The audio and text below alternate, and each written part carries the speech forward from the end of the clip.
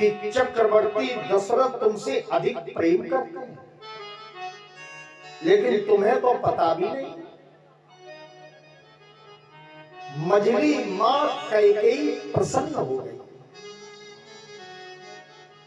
और कहती है, मंथरा, अगर कल राम राजा बनेंगे तो मांग ले, तुझे क्या मांगना है, तुझे जो अच्छा लगता है वो उपहार मैं तुम्हें दूंगी। ये तो बड़ी सुंदर खबर तुमने सुनाई।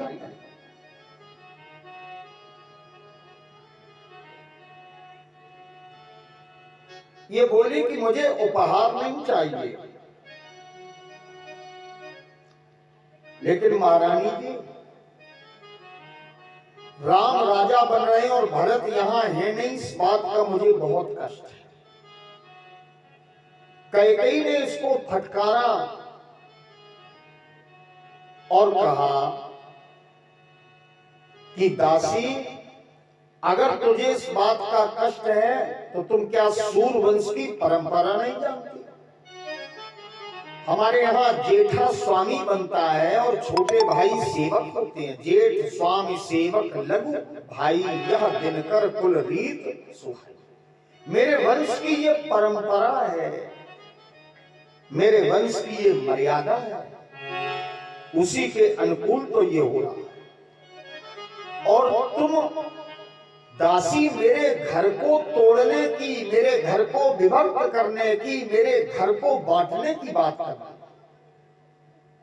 अगर आज के बाद तुमने इस प्रकार की बात कही तो मैं तुम्हारी जीभ ही राजा से कह करके खिंचवा लूंगी और तुम्हें दंडित कराऊंगी।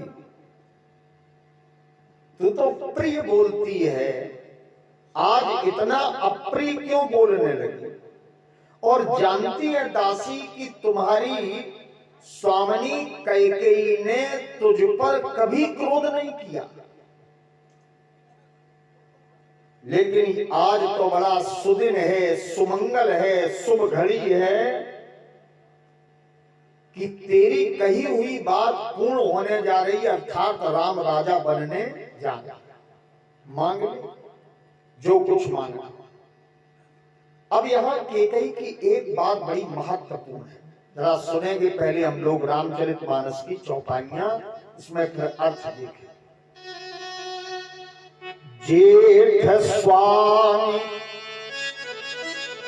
सेवक लघु भाई, यह दिन कर कुल रीत सुहाई।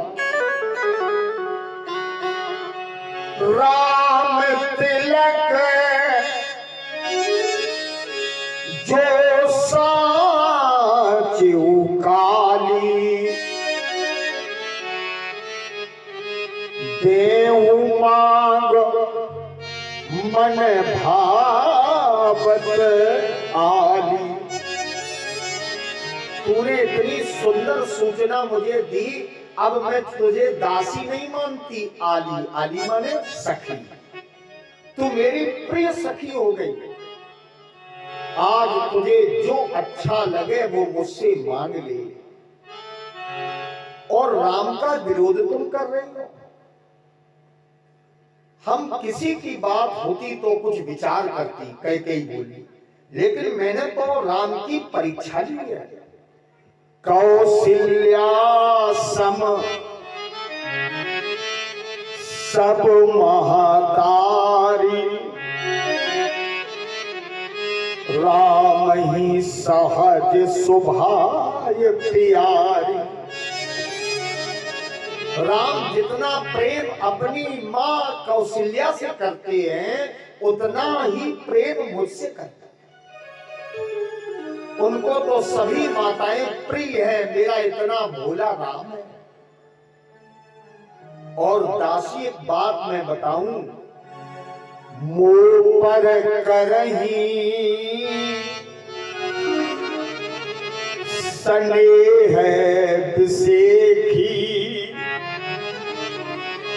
और मैं कर प्रीत परीक्षा देखी, लेकिन वो राम कौशल्या से भी अधिक मुझे प्रेम करता है। मैंने उसके प्रेम की परीक्षा ली है। मैं एक निवेदन करूं, इसमें कई प्रसंग हैं। ये मजली मां कैकेयी की बात है कि मैं कर प्रीत परीक्षा, यद्यपि प्रीत की, प्रेम की कभी कोई परीक्षा ले ही नहीं सकता। प्रेम अनिर्वचनीय है, लेकिन मैंने राम के प्रेम की परीक्षा ली है। इसमें कई उदाहरण हैं। राम जी बचपन में बहुत रोते थे, और जब राम जी कौशल्या मैया की गोद में रोते रहे ये चुप ना हो, तो कौशल्या मजली मां कैकेयी की गोद में राम को दे देती थी, और मजली मां कैकेयी ज्यों ही राम को पुचकारती थी तो राम जी अपने आप चुप हो जाते थे। एक दूसरा, राम जी एक बार खेल रहे थे, मणियुक्त आंगन में खेलते खेलते राम जी ने मजली मां कैकेयी के दोनों नेत्र बंद कर दिए। कैकेयी पूछती है, कौन? तो राम जी बोले नहीं। मजली मां कैकेयी समझ गई कि मेरा बेटा राम है, राम। अब यहां एक बात कह दी जाती है, यद्यपि हमने पढ़ी नहीं है तो मैं पूरी दृढ़ता के साथ कभी बोलता नहीं। जो पढ़ा नहीं उसको बोलने का अपराध में करता। प्रेम से बोलो जी। माने नेत्र बंद, राम ने जब नेत्र बंद किए हों, यहां भाव ये लीजिए, परमात्मा राम ने जिसके नेत्र बंद कर दिए हों, इसके बाद भी राम को पहचान ले, ऐसी मां का नाम कैकेयी। यूं तो हमारे सहज में नेत्र बंद हो जाता, और भगवान ने ही जिसके नेत्र बंद किए फिर भी पहचान लिया, ये प्रेम है। क्योंकि प्रेम की भाषा तो मौन होती है। अगर कोई ये कह दे कि हम बहुत प्रेम करते हैं तो समझ लेना खाक नहीं करता। प्रेम याचक नहीं, प्रेम दानी रहा, प्रेम बलिदान पथ की निशानी रहा। मैंने परीक्षा, एक बार अट्टालिका पर ये सब माताएं बैठी थी, चारों भाई खेल रहे थे। होड़ लगी, देवी कौशल्या बोली कि राम मेरा बेटा और भरत तुम्हारा बेटा, लेकिन दोनों में कोई अंतर नहीं। मजली मां कैकेयी कहती है कि मेरा बेटा तो भरत नहीं राम है। कौशल्या मैया ने कहा तो आज बुला के देखो कौन किसका बेटा है, जो जिसकी गोद में आ जाए वो उसी का बेटा। तो समस्त माताओं ने अपने पुत्रों को बुलाया। भरत जी और राम जी जब चले तो राम जी चल करके ठुमुक ठुमुक चले, और चल करके आज कैकेयी की गोद में बैठ गए। और कैकेयी ने आज मस्तक सूंघा राम जी का और कहा, देख बहन तू शर्त हार गई। और भरत जी कौशल्या मां की गोद में बैठे। तो अनन्य प्रेम था किसका? राम जी का और कैकेयी का। वही तो आज कहती है वो मजली मां कि मैं कर प्रीत परीक्षा देखी। रात्रि में कभी कभी जाग जाते थे, फिर सोते नहीं थे, तो मेरी बहन कौशल्या राम लला को मेरे साथ सुला देती थी और भरत को उठा के ले जाती।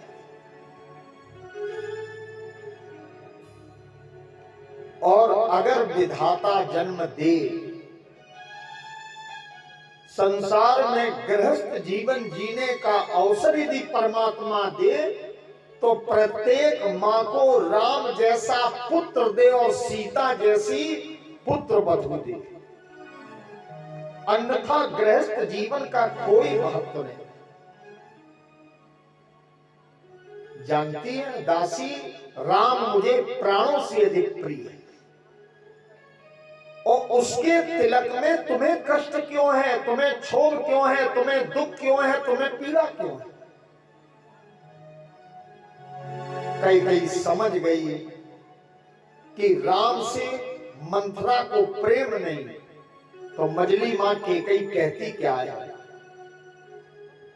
भरत शपथ तो ही साथ कहूं, परिहरि कपट दुरा, हरस समय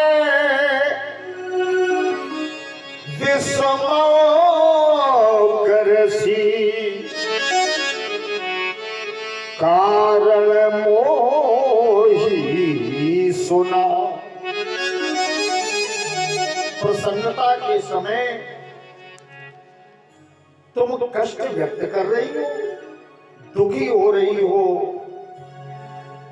क्या कारण है बताओ?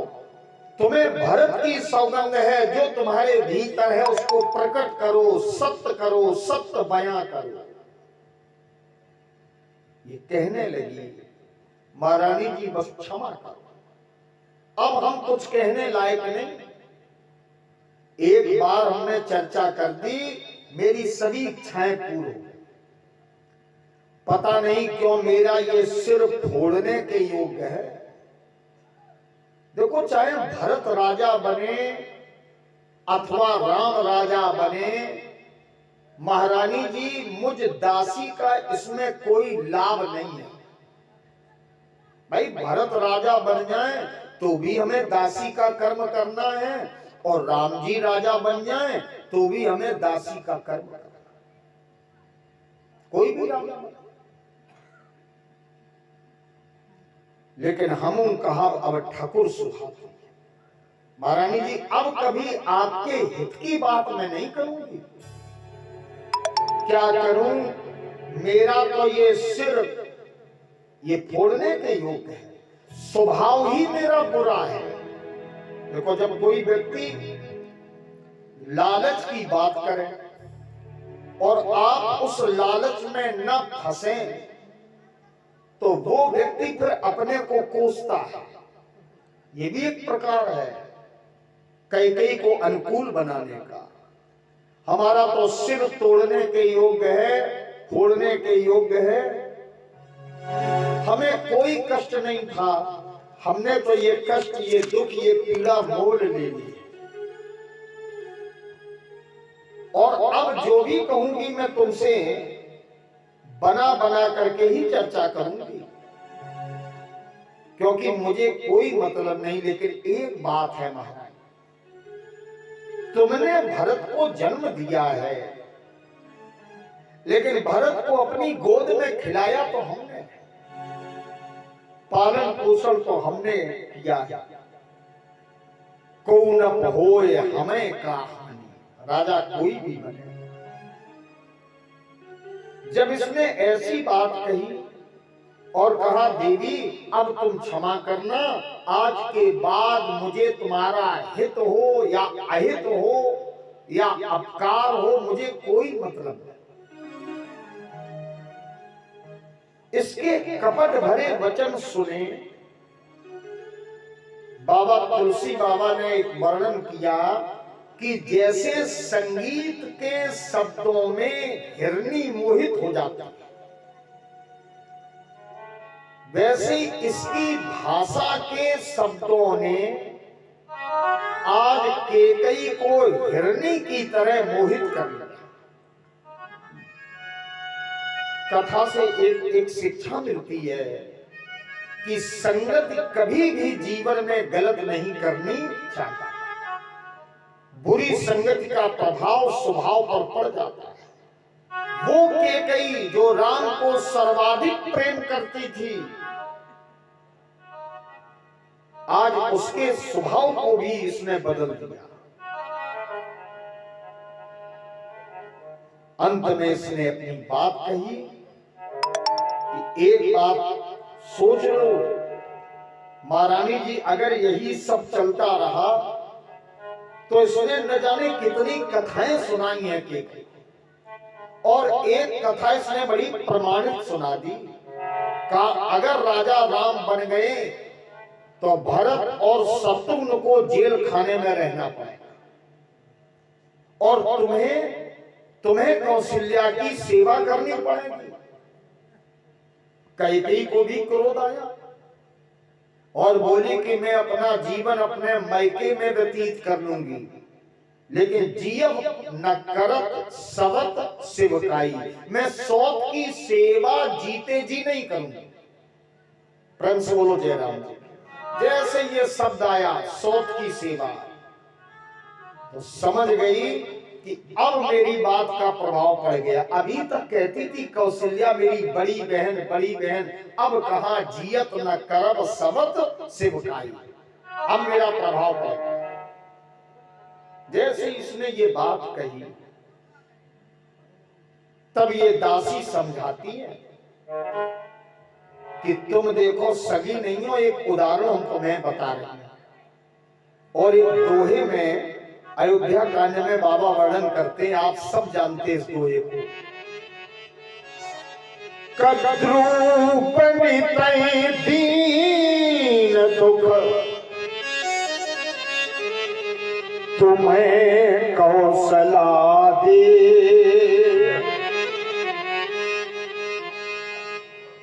भरत से है बंदी ग्रह लखन राम के।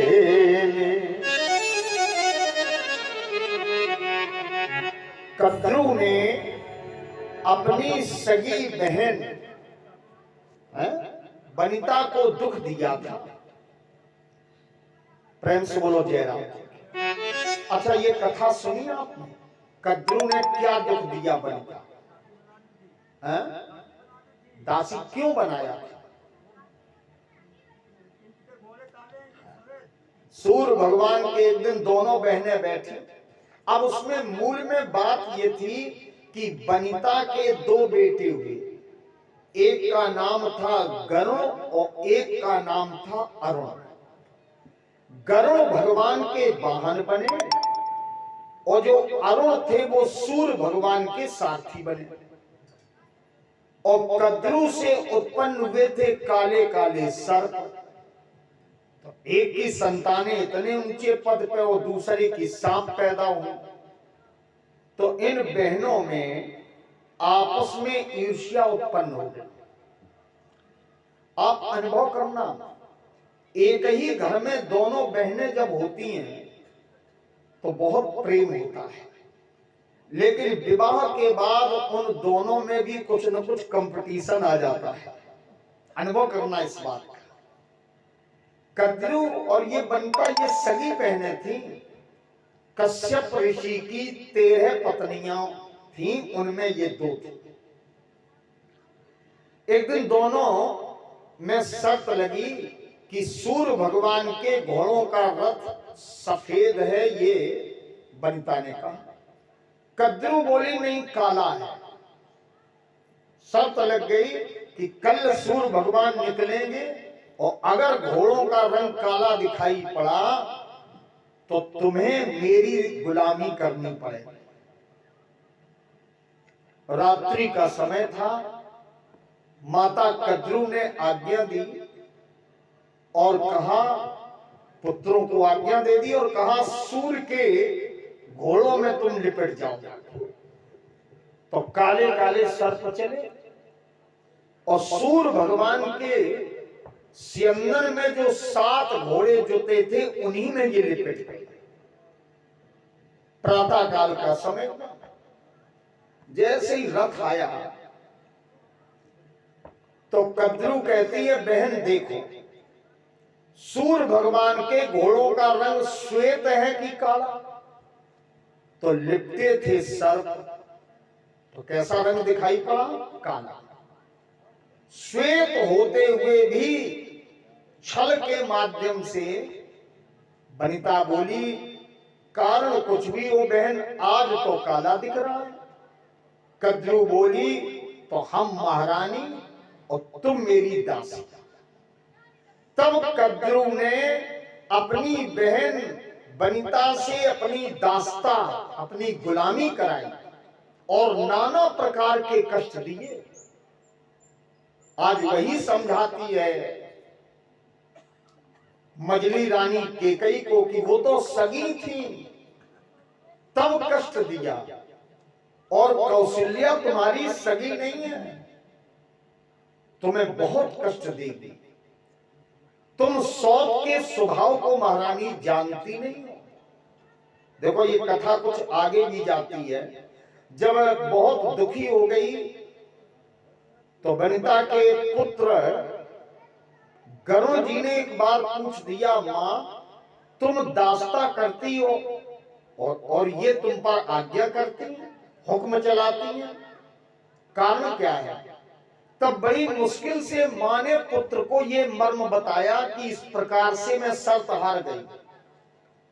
तो गरुण जी माने वनिता का पुत्र गरुण ये गया और कद्रू को प्रणाम करके कहा कि मेरी मां, तुम मेरी जन्म देने वाली मां को बंधन से, गुलामी से मुक्त कर दो। कद्रू ने एक शर्त रख दी कि तुम अगर स्वर्ग का अमृत हमें ला करके दे दो तो मैं तुम्हारी माता को इस दास्ता से मुक्त कर दूं। तब गरुण जी महाराज ने अमृत से स्वर्ग का हरण किया अपनी माता को मुक्त कराने और बंधन मुक्त कर। महारानी की समझ लो, तुम्हें कौशल्या वैसे ही कष्ट